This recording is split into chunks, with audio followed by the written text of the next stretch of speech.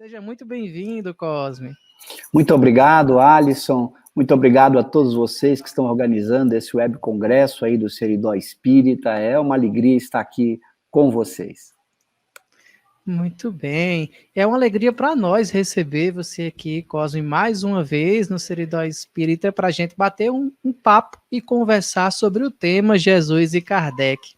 O Café com Kardec e Amigos, ele é um programa que vai ao ar toda segunda-feira às 7h30 da noite, sempre trazendo um convidado para conversar sobre um tema à luz da doutrina espírita e responder às perguntas dos nossos espectadores, das pessoas que acompanham o programa. Tá? Então, hoje, nesse café especial, nos honra muito ter aceito o convite para participar aqui conosco, Cosme Massi, para conversar sobre Jesus e Kardec. E, geralmente, a gente divide o programa em dois momentos.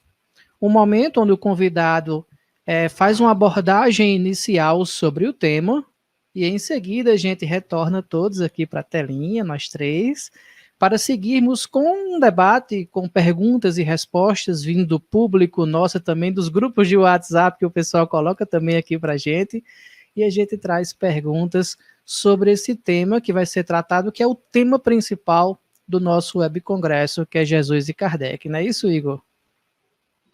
É isso mesmo. Então, eu acho que os nossos queridos amigos já estão aí na expectativa para ouvir a fala sempre muito segura e muito esclarecedora do nosso querido Cosme Massi.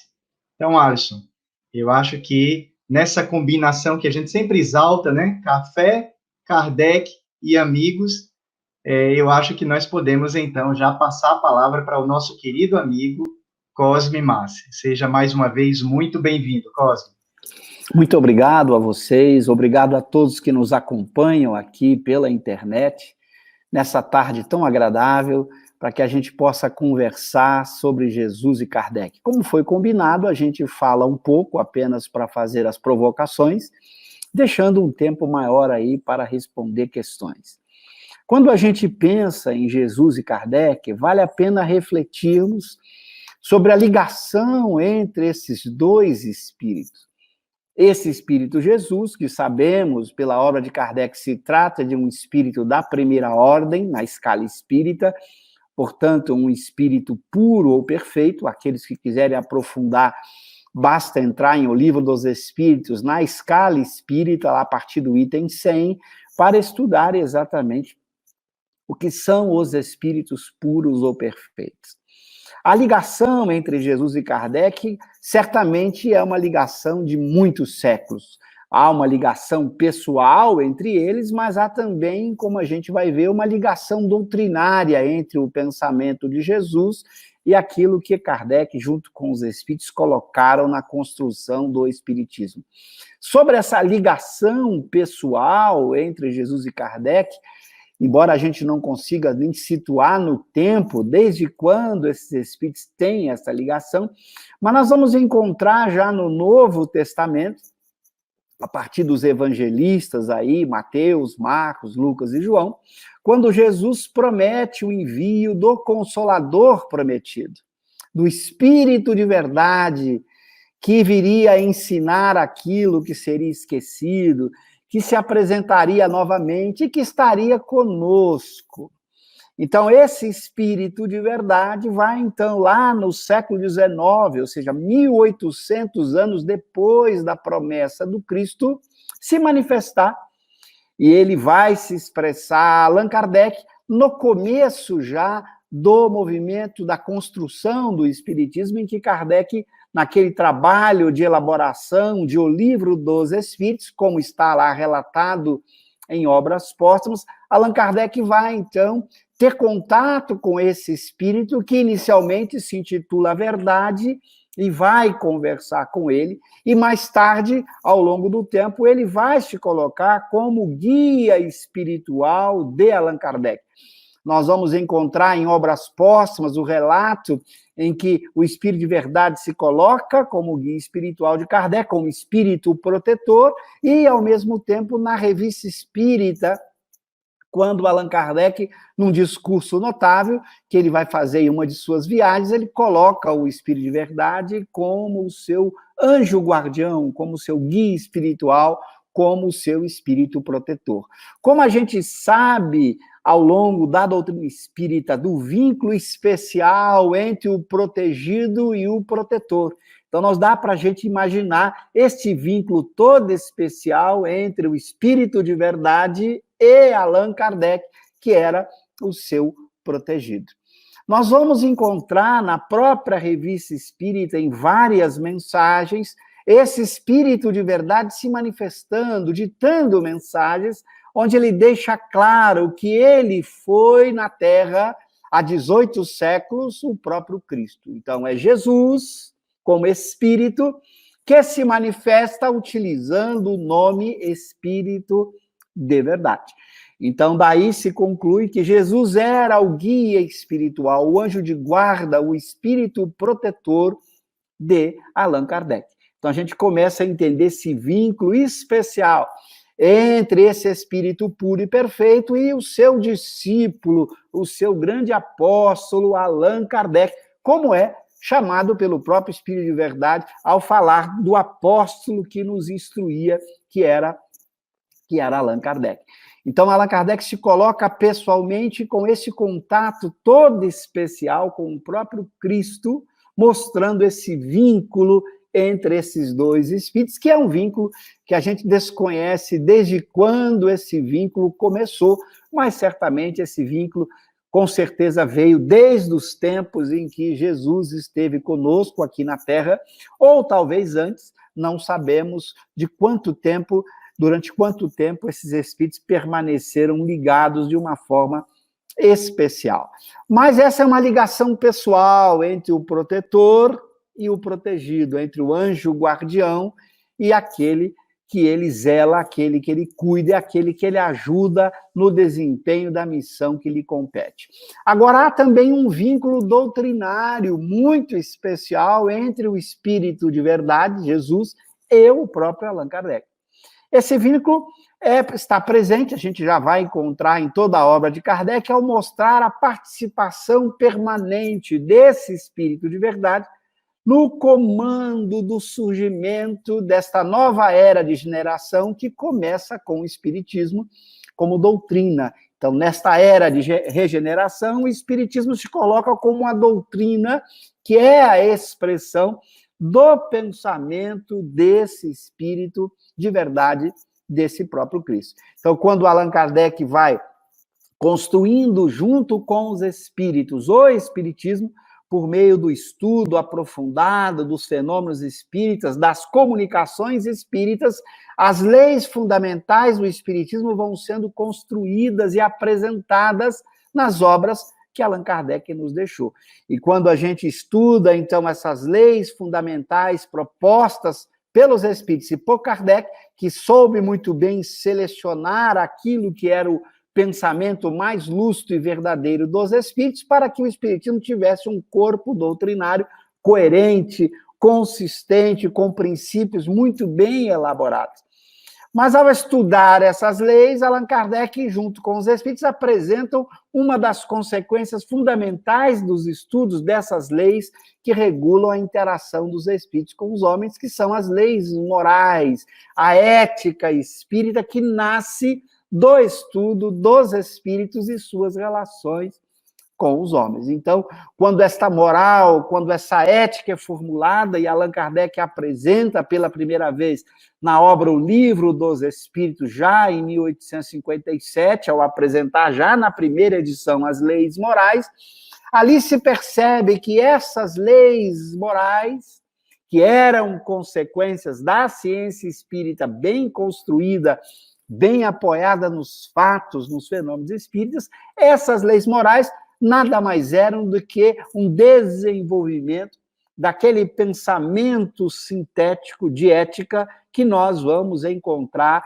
nas mensagens, nas frases, nos diálogos de Jesus que se encontravam ou que se encontram lá no Novo Testamento. Então, nós temos aí um vínculo doutrinário muito importante. Não apenas o Espírito de Verdade era o comandante do lado de lá para que o Espiritismo surgisse na Terra, e Allan Kardec, do lado de cá, o responsável por escolher os textos, por escolher os princípios junto com os Espíritos, por saber exatamente como montar um corpo científico-filosófico tão bem construído, que se encontra aí nos seus livros, que ele nos deixou nos seus 23 livros.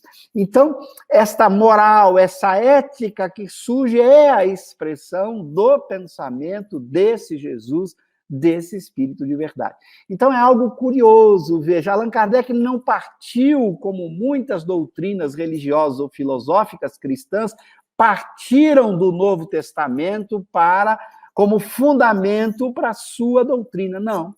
Allan Kardec não usou o Novo Testamento ou a Bíblia como fundamento para a construção do Espiritismo. O fundamento do Espiritismo está nas leis naturais que regulam as ações dos espíritos, a existência dos espíritos e suas relações com o mundo corporal. Mas, ao estabelecer essas leis, se chegou a uma moral. Então, a moral nasceu desta ciência espírita, e esta moral é a própria moral do Cristo. Vocês poderiam perguntar, mas então, como a coincidência? Se não partiu da moral do Cristo, mas se chegou na moral do Cristo, por que se chegou na moral do Cristo e não em outra? A razão é simples. Como Jesus foi colocado como espírito puro ou perfeito, o pensamento de Jesus é a expressão da lei natural, da lei de Deus.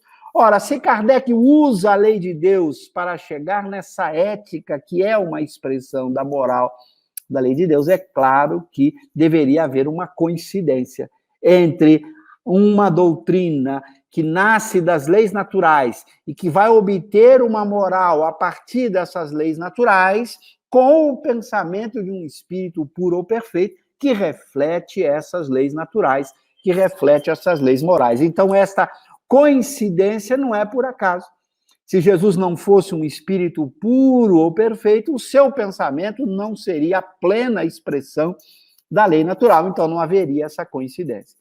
Então, Allan Kardec parte da ciência espírita, parte dos fundamentos das relações de interação com os espíritos, chega a uma moral que é uma lei natural, que é a expressão, é consequência das leis naturais. E é claro que essa moral teria que corresponder à moral proposta por um espírito puro ou perfeito, neste caso, a moral proposta por Jesus. Então, o espiritismo é cristão não porque partiu do cristianismo, não porque partiu do Novo Testamento, mas ele chegou ao pensamento de Jesus que estava lá em síntese no Novo Testamento. Então, o espiritismo é cristão porque chegou ao pensamento do próprio Cristo a partir de leis naturais, a partir da ciência e da filosofia espírita muito bem construída por Allan Kardec e pelos espíritos. Então, veja um vínculo muito importante.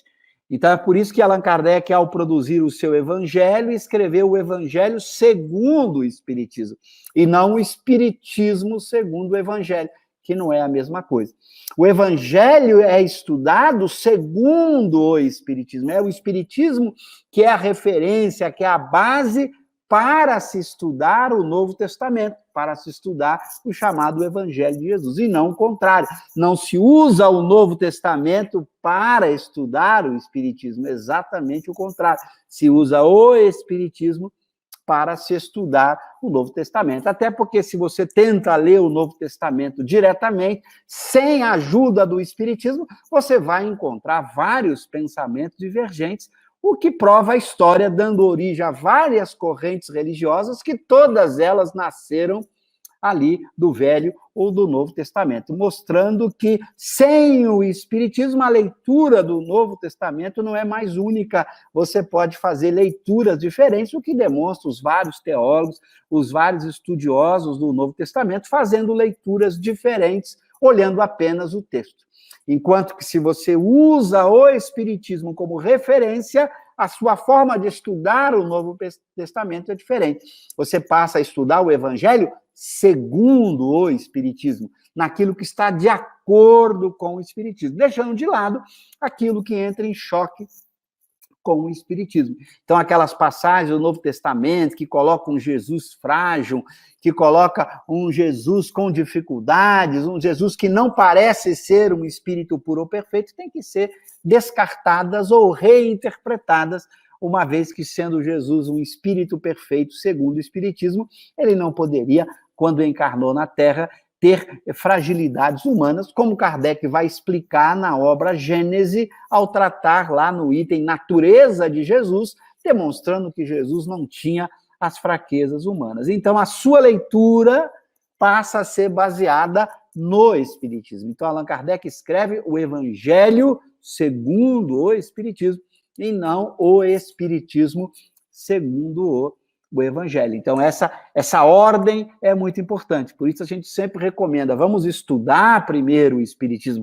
vamos conhecer com profundidade as obras que Allan Kardec e os Espíritos nos deixaram, e depois podemos ler a Bíblia, qualquer outro texto, e a partir dali ter a interpretação espírita. Nós vamos ver a grandiosidade dos textos quando eles são lidos à luz do Espiritismo. Você vai conseguir perceber os diamantes que estão escondidos nos grandes autores, e em especial nesse livro admirável, o Novo Testamento, nesse que constitui aí o Novo Testamento. Então, você vai ver ali diamantes, preciosidades, um pensamento extraordinário. Na medida em que você faz a leitura à luz do Espiritismo, você consegue perceber a grandiosidade do pensamento de Jesus. Então, veja que Kardec e Jesus têm um vínculo muito especial, além desse vínculo pessoal, de guia, de espírito protetor, de anjo guardião que Jesus era, e é com respeito a Kardec, esse vínculo doutrinário em que Jesus comandava, ou o Espírito de Verdade comandava, o surgimento do Espiritismo do lado de lá, e Kardec comandava o surgimento do Espiritismo do lado de cá, numa perfeita sintonia de pensamentos. É por isso que eu costumo dizer que, no meu modo de entender, Kardec foi o que melhor entendeu o pensamento de Jesus. Foi o espírito que soube melhor expressar este pensamento numa linguagem científico-filosófica adequada, consistente, profunda e, ao mesmo tempo, clara, daquilo que é o pensamento do próprio Cristo. Então, para mim, foi o melhor intérprete de Jesus, aquele que melhor soube compreender o pensamento do Cristo e nos deixar em suas obras este pensamento, claro, sempre com o apoio dos Espíritos, para que ele pudesse trazer os seus textos dessa forma admirável como ele os trouxe. Então, nós temos aí um vínculo todo especial entre Jesus e Allan Kardec. Por isso, Allan Kardec coloca Jesus como modelo e guia já em O Livro dos Espíritos, na questão 625, mostrando a importância de ter Jesus como esse modelo para todos nós. Mas nós só vamos compreender a grandiosidade desse modelo, o que ele de fato expressa e representa, quando a gente estuda o Espiritismo nas obras de Kardec. Aí a gente vê esse Jesus grandioso, esse Jesus espírito puro, esse Jesus dirigente do planeta Terra, como está na Revista Espírita, numa mensagem rânima, que coloca o próprio Cristo como esse dirigente do próprio planeta. Então, nós vamos compreender mais ainda a grandiosidade de Jesus na medida em que nós o estudamos à luz do pensamento espírita. E eu costumo dizer também, aqueles que quiserem ler o texto de Jesus ditado pelo próprio Cristo, basta ler as mensagens do Espírito de Verdade que Allan Kardec coloca nas diversas obras, no Evangelho, na Revista Espírita, no Livro dos Médiuns. Nós vamos encontrar mensagens do próprio Cristo, ou Espírito de Verdade, ditadas em vários locais, na Sociedade Espírita de Paris e em outros lugares, em que o Espírito de Verdade deu comunicações. Então, ali você tem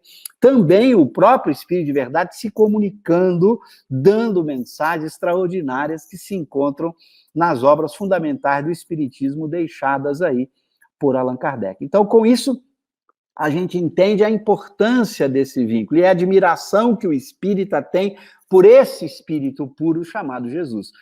A necessidade nossa de ser orientado por esse espírito puro e por seguir o seu ensinamento, tal como Allan Kardec, que, no meu entender, foi o seu melhor intérprete, soube nos deixar, para que a gente compreendesse toda a pureza deste pensamento do Cristo, toda a beleza toda a grandiosidade desse pensamento, que é o reflexo da própria lei de Deus.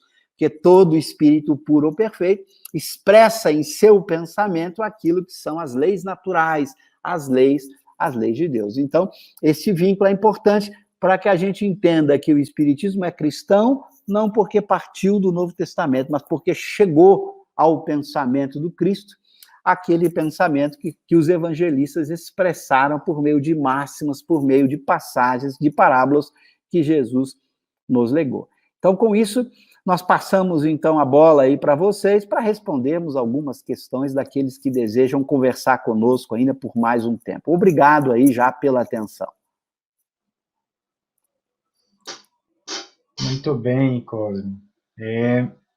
Gratidão por esse primeiro momento, sempre muito bom ouvi-lo. E a gente já tem aqui uma participação ativa realmente nos comentários, né, com os nossos amigos já iniciando e realizando perguntas, né? Temos aqui você nos apresentou, então, Jesus, né, como esse espírito de primeira ordem, né? E nos apresentou também Kardec como esse melhor intérprete do pensamento do Cristo. Então, nós temos aqui o nosso amigo Extânio, que ele faz uma pergunta nos seguintes termos: sendo o Espírito de verdade o próprio Jesus, o anjo de guarda de Kardec, e como você nos falou, o Espírito de primeira ordem, podemos então supor que Kardec é um Espírito de segunda ordem? E aí, em outros comentários, ficou essa questão: onde nós posicionaríamos esse melhor intérprete de um espírito de primeira ordem na escala espírita? Claro que a gente não conseguiria dar uma resposta com prova, com fundamento lógico, de tal maneira que a conclusão pudesse não ser questionada. A gente pode fazer inferência. Aliás, o Extânio, na própria pergunta, ele diz, podemos supor. Então, na verdade, a gente pode supor que Kardec é um espírito da segunda ordem, não apenas por ele ter como protetor um espírito da primeira ordem, porque quando Allan Kardec apresenta em O Livro dos Espíritos, a partir da mensagem de Santo Agostinho e São Luís sobre o anjo guardião, o que é o espírito protetor, a gente sabe que ele é de ordem superior ao protegido, ele tem que estar numa ordem superior. Isso não significa que eu pudesse inferir daí que um espírito puro não pudesse ser o protetor de um da terceira ordem. A gente não pode inferir isso, mas todo cuidado, se a gente parar para pensar no que é um espírito da terceira ordem, eu costumo dizer, um da segunda ordem seria suficiente para ser o protetor dele, ele não teria necessidade de um da primeira ordem, seria gastar um cartucho, né? Ou seja, é como usar um canhão para matar uma formiga, né? Para usar uma metáfora tosca. Não precisa, um espírito da terceira ordem, como nós, basta um da segunda ordem para ser o nosso protetor, que já dá conta da gente, a gente não é tão inteligente, tão evoluído a ponto de exigir um espírito muito mais evoluído de primeira ordem para ser um protetor de um da segunda ordem, da terceira ordem. Mas isso não significa que o texto afirmou isso, quer dizer, então a gente tem que supor que ele é da segunda ordem, não apenas porque o seu protetor é da primeira, mas principalmente pela sua forma de ser, de pensar, pelo seu exemplo de vida. Quando a gente olha Kardec, a partir daquilo que ele nos deixou, da obra que ele legou, da forma como ele viveu, como as pessoas que conviveram com ele relatam sobre a sua forma de ser, de viver, de agir, o equilíbrio completo das emoções, não ter desejo do mal, só ter desejo do bem, é o que caracteriza um espírito da segunda ordem, só ter desejo do bem, nunca ter um sentimento ruim, um desejo do mal. Então, ele é da segunda ordem por aquilo que ele demonstrou ser na sua existência como Allan Kardec. E ao ter como anjo guardião um espírito da primeira ordem, a gente suponha que ele seja um espírito tão evoluído que precisou de um anjo guardião ainda muito mais sábio que ele. E eu faria, supondo, isso é uma suposição também na pergunta do Extânio, é uma hipótese, eu diria que ele não apenas é da segunda ordem, mas para mim ele estaria no nível mais alto da segunda ordem, que é o nível dos espíritos superiores. Não é à toa que vários espíritos na Revista Espírita o chamam também de mestre. Ele é tratado como mestre, como alguém de respeito. ele corrige Erasto, ele corrige vários outros espíritos em comunicações. Então, a autoridade moral dele, ao selecionar os textos, ao fazer correções de textos, demonstra que, certamente, ele era um espírito muito evoluído. Então, já que nós estamos no terreno das hipóteses e não das provas matemáticas, nas conclusões necessárias, mas apenas nas hipóteses, mas hipótese com boa base, ou seja, com bom fundamento, que é a hipótese de que ele seja não apenas da segunda ordem, mas que ele esteja num nível mais alto da segunda ordem, que seria o nível dos espíritos superiores. Ou seja, o número 2. Acima do número 2, já que Kardec numera as classes de 1 a 10, número 1 é a classe dos puros, o 2 seria a dos espíritos superiores, eu diria que Kardec deveria ser o número 2, ok? Mas é hipótese, não tem uma prova matemática que ninguém pudesse questionar, ok? Cosme, dentro dessa questão dos estudos aprofundados, que inclusive você realiza há várias décadas, né, referente a Kardec, a obra que vem a surgir, inclusive a Kardecpédia, que é um auxílio tremendo para nós expositores, facilita bastante, inclusive na hora do estudo. Célia Bachini, ela faz a seguinte pergunta: sabe-se quem foi o espírito que disse "Vede Jesus", na questão 625 de O Livro dos Espíritos? E uma segunda pergunta: a resposta foi igual na primeira e na segunda edição?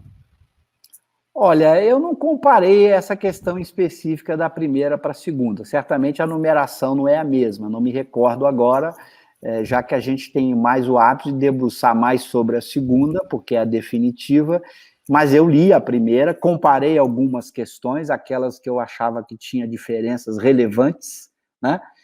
Não saberia dizer se a redação é exatamente a mesma. Claro que tem tradutor que, às vezes, simplesmente botou na 625 a resposta Jesus. E em francês é "Vede Jesus", tem apenas ele não quis usar a expressão "veja Jesus" ou "vede Jesus", ele quis apenas dizer Jesus. E tem pessoas que fazem toda uma discussão sobre isso, por que algum tradutor botou Jesus apenas na resposta, alguns outros colocaram "Vede Jesus", para mim não vejo nenhuma diferença. O que os espíritos querem dizer é que o nosso guia e modelo tem que ser um espírito puro, e Jesus é a nossa referência. A gente não conhece outro. Eu, por exemplo, não tenho nenhuma informação de um outro espírito puro ou perfeito que tenha encarnado entre nós. A única informação que a gente tem do próprio Allan Kardec é que era Jesus. Se existiu outro, fica até difícil imaginar um espírito puro encarnar na Terra e não desempenhar o papel que um espírito puro desempenha. Jesus mudou a história da humanidade. Não é à toa que a humanidade é antes de Cristo e depois de Cristo. Até a nomenclatura do tempo é antes e após Jesus. Então, certamente, se um outro espírito puro tivesse encarnado na Terra, ele deveria produzir uma revolução, uma mudança tão grande na humanidade quanto foi o pensamento de Jesus. Então, eu também não acho que nenhum outro espírito seria necessário vir num planetinha de terceira ordem, um planetinha de que a maior parte dos espíritos é da terceira ordem. Acho que um espírito puro só basta para poder legar o seu ensinamento.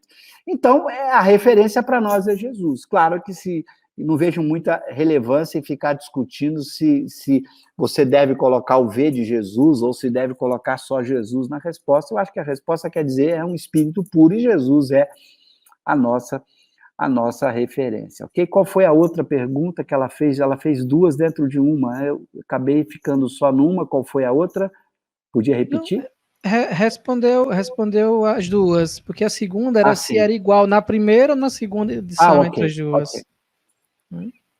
É fácil aí a pegar na Kardecpédia, tem lá as duas edições, baixar e comparar. Eu não me recordo aqui se elas são exatamente a mesma. Sei que não é o mesmo número da pergunta, mas não sei qual. Até porque não tem o número 625 na primeira edição. A primeira edição só tem 501 itens, não chega nem ao número 600. Mas, e está na terceira parte, deve estar lá também na terceira parte. Da primeira edição, que também só tem 3 partes, na segunda edição tem 4 partes. Ok? Muito bem, Cosme. Tenho duas perguntas aqui que eu vou fazer um mix, né, para a gente reforçar ainda um pouco mais dentro da sua fala, essa questão da contribuição do intérprete, daquele que melhor interpretou o pensamento do Cristo, e assim, a contribuição da doutrina espírita para a compreensão da mensagem do Cristo. Então, a Sueli, ela nos pergunta, o que existe nas obras de Kardec que traz o complemento dos ensinamentos de Jesus? E o Márcio vai mais ou menos na mesma linha. Qual foi a grande novidade que o Espiritismo trouxe em relação ao que Jesus já havia ensinado? Muito boa.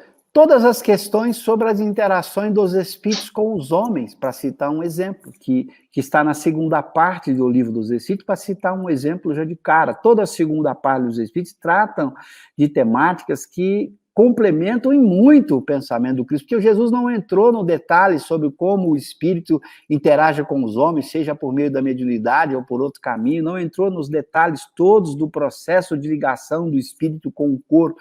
Então, eu diria que a segunda parte do Livro dos Espíritos é, para mim, o maior complemento de tudo aquilo que colocou. Onde há mais desenvolvimento do que complemento é na parte ética-moral.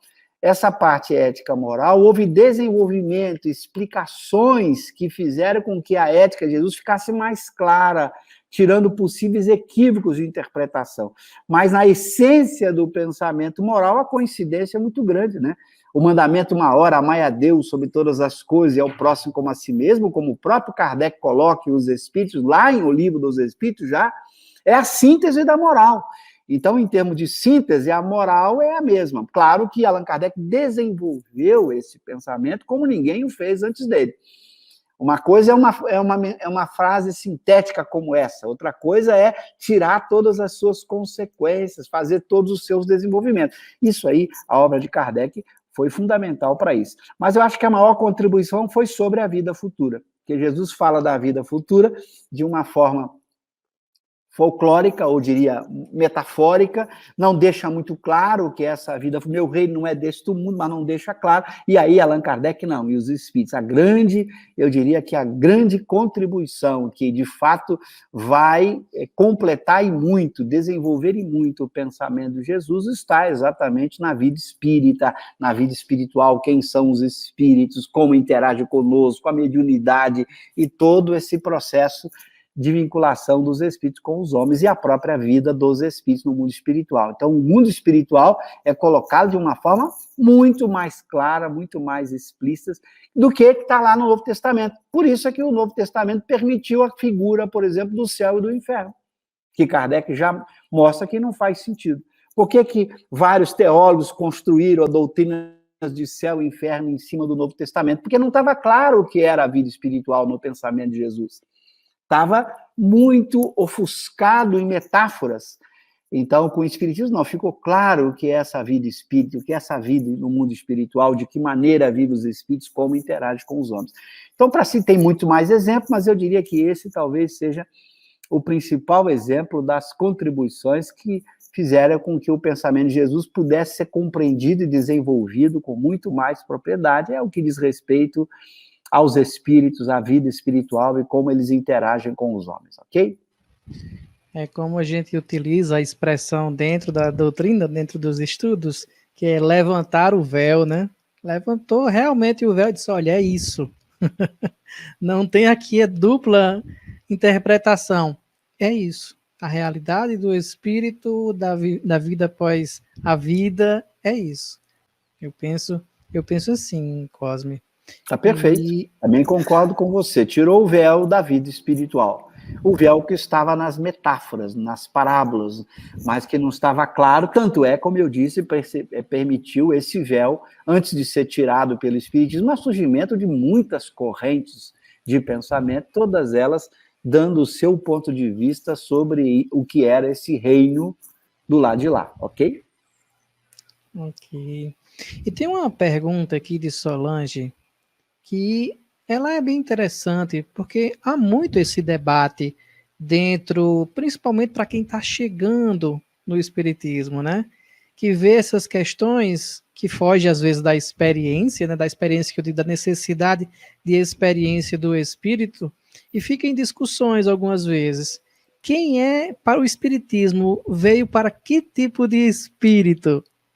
Né? Olha, eu Porque a não gente tenho tem, dúvida. É, só para complementar, porque a gente vê, às vezes perguntam a mim, mas aí lá na Ásia, lá no Oriente, são outras perspectivas, mas faz sim. parte da vida, né? Eu diria que o espiritismo veio para os espíritos que, na escala espírita, são chamados espíritos imperfeitos, terceira ordem, que estão no planeta inteiro. Independente de cultura, de nação, de povo, em todo lugar do planeta, predomina os espíritos da terceira ordem, encarnados e desencarnados. E não tem nenhuma dúvida. É só você olhar o noticiário, os desejos do bem, os conflitos, as guerras, os ódios, o ciúme, a inveja, que são os vícios morais da terceira ordem. Eles estão em todas as nações do mundo, em todas as culturas, em todos os povos. A ponto de estudiosos materialistas, psicólogos materialistas, chegarem a dizer que isso é da essência do homem, que não existe nenhuma possibilidade de ter alguém que não tenha emoções ruins. Claro, eles só estudam o espírito da terceira ordem, porque são esses os seus pacientes. Os seus pacientes são todos espíritos da terceira ordem, né? Já que aqui a esmagadora maioria é da terceira ordem. É um número muito grande de espíritos da terceira ordem, muito maior do que a gente pudesse imaginar. Então, claro que o espiritismo veio para nós, espíritos da terceira ordem. Porque os espíritos bons da segunda ordem, que já vivem a lei de Deus, não precisam, já tem a lei incorporada na própria conduta, no próprio sentimento, na forma de ser. Bom, os da primeira ordem nem se falam, né? Então, veio para nós, os espíritos da terceira ordem, que estamos encarnados em várias culturas, em todos os povos, no mundo inteiro, em todas as partes do planeta. Então, por isso que o espiritismo veio para todos nós, que estamos no planeta Terra, porque somos ainda espíritos da terceira ordem na escala espírita, ok? Maravilha, Cosme. Mergulhando um pouco dentro dessa reflexão e ainda ampliando esse entendimento da contribuição do Espiritismo para uma melhor compreensão do Evangelho do Cristo, não é? O Eduardo nos traz aqui uma pergunta. Cosme, na introdução do Evangelho segundo o Espiritismo, Kardec demonstra bastante prudência, focando no ensino moral. Como podemos analisar a relação dele com os evangelhos? Essa relação pode nos servir como modelo? Com certeza, Eduardo, tem que servir como modelo. A gente não pode esquecer que uma obra como a Bíblia, seja no Velho ou no Novo Testamento, são obras muito antigas. São obras o Novo Testamento aí, 2000 anos, né? E o Velho Testamento, sabe Deus, talvez muito mais, né? Então, são obras de uma cultura, de um povo, de uma época. Então, é muito difícil você fazer a interpretação dessas obras, ainda mais que são obras que são construídas numa linguagem que os filósofos chamam de mitos, que é uma linguagem descritiva, não é uma linguagem argumentativa com fundamentos. É por isso que, quando a filosofia surge, segundo Aristóteles, por Tales de Mileto, quando Tales de Mileto, para Aristóteles, foi o criador da filosofia, o que Tales fez de diferente foi introduzir uma linguagem explicativa, argumentativa, que virou a linguagem científico-filosófica. Você explica, argumenta, produz argumento, dá uma explicação. Explicar é fazer relações de causalidade, de causa e efeito, ou relações lógicas, apresentando razões, motivos. Quando você lê o Velho e o Novo Testamento, são descrições, são contos, são histórias. Não tem uma linguagem explicativa, lógico-dedutiva, nem de explicação de relação causal, é só descrevendo. Veja o livro Gênesis, quando vai descrevendo como Deus fez o mundo. Não tem nenhuma explicação, foi fazendo, faça-se a luz, e foi no primeiro dia, fez. Tudo é descrição. Então, é uma linguagem que se chama uma linguagem de mitos, uma linguagem que não serve para você fazer ciência ou filosofia somente. Ela pode ser usada, mas se ela for só usada, ela não tem instrumentos adequados. Aí você tem um problema sério de interpretação. Por que tantas interpretações diferentes desses textos antigos? Por quê? Porque não são textos explicativos, argumentativos. São textos meramente descritivos. Então, todo o cuidado que Kardec teve, porque se você vai tentar ler um texto desse, você tem vários problemas, você tem problema de história, de época, de linguagem, de tradução, de contexto, que você não tem mais. Qual era o contexto de 2000 anos atrás? Qual era o contexto de 4000 anos atrás? Por mais que os historiadores tentem buscar, não é fácil. Então, aí se você pega o ensinamento moral, as máximas morais, e Kardec percebeu que elas eram uma expressão de uma lei universal, moral, que vale para todos, então você não corre risco de fazer interpretações equivocadas. Então você tem que ser mais seguro, esse passo seguro de Kardec. O que eu posso ir com segurança? Quem fica fazendo especulação demais sai do terreno do controle da razão, da ciência, da filosofia. E Kardec queria uma doutrina que falasse a razão, por isso que ele diz, fé inabalável somente é aquela que pode encarar de frente a razão. Então, esse cuidado que a gente precisa ter, por isso Kardec faz, eu lembro, o Evangelho segundo o Espiritismo, muito cuidado, as pessoas querem inverter, querem fazer as casas espíritas estudar, às vezes, o Novo Testamento, o Velho Testamento, sem Espiritismo, não faz nenhum sentido. Nós temos que estudar a partir do Espiritismo, ler, tomar as obras fundamentais como referência para ler esses textos. Senão, nós vamos criar de novo discussões teológicas, discussões de interpretação infindáveis. Então, não é esse o objetivo. Então, Kardec nos mostrou o caminho. Vamos nos ater naquilo que a razão tem bom fundamento, tem bom argumento, para não se perder nas especulações livres, porque senão cada um inventa o que quiser, né? Cada um interpreta do jeito que quiser. Então, essa segurança para que a gente tome cuidado. Essas obras são maravilhosas. Quem não gosta de ler a Bíblia, o Velho ou o Novo Testamento, tem pensamentos incríveis, tem diamantes preciosos ali. Mas eu tenho que saber separar da lama, porque também em interpretações literais tem lama ali, tem Deus cruel, vingativo, que mata, tem um Jesus frágil, tem um Jesus secando uma figueira porque ela não dava figo na hora que tinha que dar. Tem uma série de coisas que, se eu for ler sem o Espiritismo, a gente vai tirar interpretações complexas e, muitas vezes, contraditórias com o próprio Espiritismo. Vai entrar em choque o Espiritismo com esses textos se você não usar o Espiritismo como fundamento, como uma base de leitura, como a verdade a ser usada para ler os textos. Então, eu acho que é um alerta importante para que a gente se atenha àquilo que a razão consegue trabalhar muito bem, com fundamento, com argumento, e esquecer as questões teológicas, as discussões de dogmas e tudo aquilo que várias pessoas entraram por um caminho que nunca chegava a um acordo, que gerou guerras santas, que gerou briga.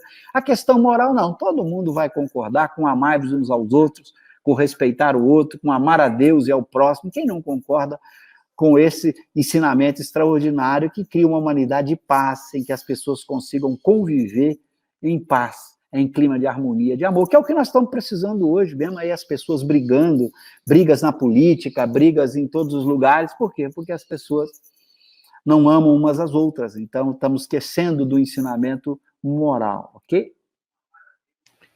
Cosme, nós vamos encaminhando aqui para o nosso final aqui do café. Sabemos que você tem outro compromisso logo após aqui o nosso Café com Kardec. Passaríamos aqui uma tarde inteira conversando, adoramos conversar sobre espiritismo e ouvir também, procurar beber assim dessa fonte de estudo, que às vezes as pessoas acham, né, que não é muito tempo de estudo, são décadas de estudo. Esperamos também que a gente vá seguindo essas décadas das nossas existências, estudando cada vez, se aprofundando mais. Para nós é uma gratidão recebê-lo aqui hoje e em outros momentos, já tivemos antes e esperamos ter sua presença aqui conosco novamente em outros momentos.